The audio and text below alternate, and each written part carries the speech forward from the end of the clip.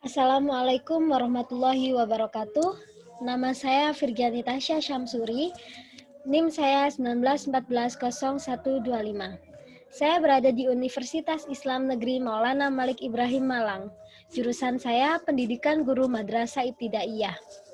Di sini saya akan menjelaskan tentang materi perkembangan teknologi produksi, komunikasi, transportasi, dan peranan bangsa Indonesia pada era global. Saya akan menge-share PPT yang sudah saya buat. Ini PPT yang sudah saya buat.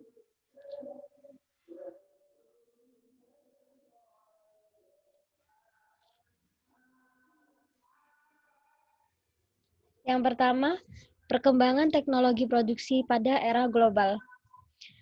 Pengertian dari teknologi adalah kemampuan berlandaskan ilmu pengetahuan, dan pengertian dari produksi adalah kegiatan yang menghasilkan barang.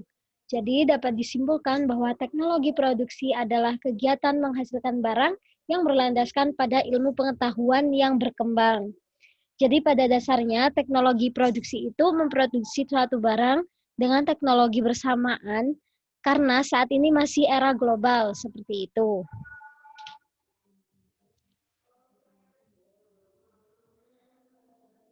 Selanjutnya, perkembangan teknologi produksi di Indonesia.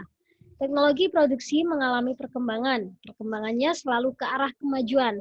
Teknologi produksi pada masa kini jauh lebih baik apabila dibandingkan dengan teknologi produksi pada masa lalu. Teknologi produksi masa lalu itu masih bersifat sederhana, hasilnya pun sangat terbatas. Teknologi produksi masa kini terlihat bersifat modern, selain itu banyak memberi kemudahan.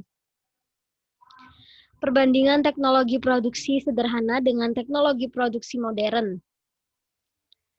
Yang pertama, teknologi produksi sederhana. Peralatannya sederhana, menggunakan tenaga manusia, tidak menimbulkan polusi, menampung banyak tenaga kerja, produksinya lambat, dan tidak banyak mengalami hambatan.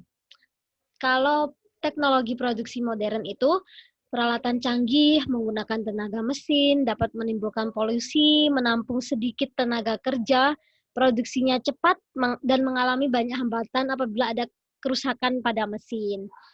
Perbedaannya itu sebenarnya jika yang lama itu tidak efisien karena membuang-buang waktu, membuang-buang tenaga.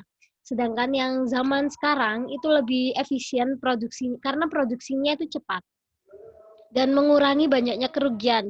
Seperti contohnya saat ini kita sudah ada handphone ya, sudah ada handphone dan juga ada aplikasi seperti WhatsApp, Line, IG, jadi bisa mempermudahkan kita untuk berkomunikasi dari jarak jauh, seperti itu. Selanjutnya itu teknologi komunikasi pada era global. Pengertian dari komunikasi adalah penerimaan pesan, baik langsung atau tidak langsung. Komunikasi langsung berupa menanyakan langsung tanpa alat. Contohnya seorang yang bertanya tentang letak masjid atau suatu daerah. Komunikasi tidak langsung menggunakan alat. Jadi dapat ditarik kesimpulannya bahwa teknologi komunikasi adalah media atau alat penerimaan pesan secara tidak langsung yang berlandaskan pada ilmu pengetahuan yang berkembang. Perkembangan teknologi komunikasi di Indonesia itu alat komunikasi mengalami perkembangan. Contohnya percakapan yang dilakukan melalui telepon. Alat komunikasi memudahkan manusia dalam berhubungan. Alat komunikasi yang mempercepat penyampaian pesan. Alat komunikasi dapat berupa elektronik dan media cetak. Teknologi komunikasi dapat mengatasi jarak dan waktu. Jarak yang jauh terasa dekat, waktu yang dibutuhkan cepat. Alat komunikasi sekarang ini sudah sangat banyak ya teman-teman, baik yang masih tradisional maupun yang sudah modern. Perbandingan antara teknologi komunikasi zaman dahulu dengan teknologi komunikasi zaman sekarang. Kalau teknologi komunikasi zaman dahulu tuh alatnya sederhana, murah, mudah diperbaiki apabila rusak. Jangkauannya pun terbatas, tapi ya, dan tidak berdampak negatif pada kesehatan. Karena pada zaman dahulu tuh kan apa susah sinyal kan pastinya ya. Telepon pun masih zaman dahulu banget yang cuma bisa dibuat untuk SMS. SMS pun terkirimnya mungkin sedikit lama karena membutuhkan sinyal. Kan kalau saat ini sinyal udah bisa didapat, maksudnya bisa didapat dengan mudah seperti itu. Terus yang teknologi komunikasi zaman sekarang, alatnya modern dan canggih. Terus mahal, perlu keahlian untuk memperbaiki, jangkauannya luas, bisa berdampak negatif pada kesehatan. Contohnya kita memakai handphone saat itu di charger, itu bisa membahayakan pada kesehatan. Selanjutnya, teknologi transportasi pada era global.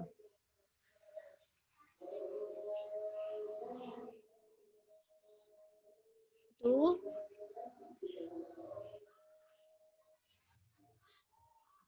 pengertiannya, transportasi adalah sarana perhubungan. Sarana ini mempermudah untuk sampai ke tempat tujuan, baik mengangkut orang maupun mengangkut barang. Jadi, dapat ditarik kesimpulannya bahwa teknologi transportasi merupakan sarana perhubungan yang digunakan untuk mempermudah proses pengangkutan, baik pengangkutan orang maupun barang, untuk sampai ke tempat tujuan yang berlandaskan pada ilmu pengetahuan yang berkembang. Selanjutnya, perkembangan teknologi transportasi di Indonesia.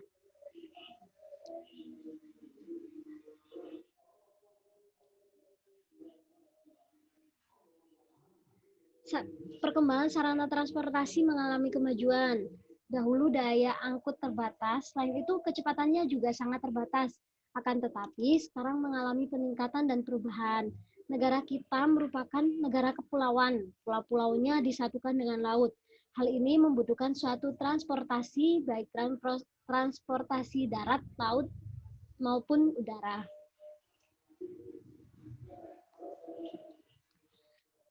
Nah, perbandingan teknologi transportasi masa lalu dengan teknologi transportasi masa kini.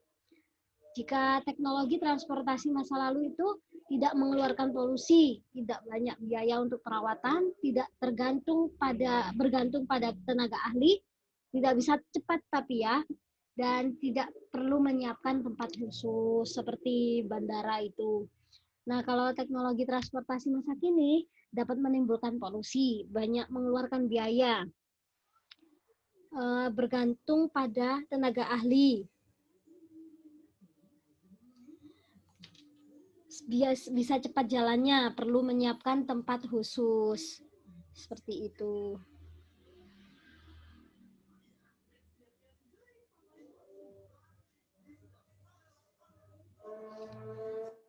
Selanjutnya, peranan bangsa Indonesia pada era global.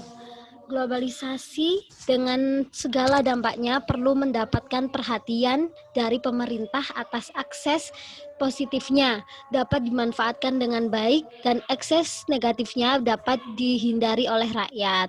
Sehingga pihak yang secara konstitusional berperan penting dalam sebuah negara.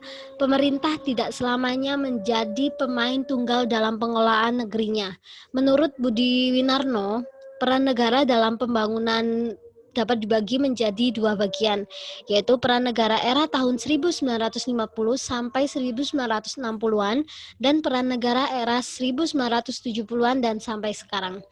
Peran yang dimainkan negara di masa sebelum 1970-an itu sangat signifikan dalam menentukan arah dan kebijakan pembangunan suatu bangsa.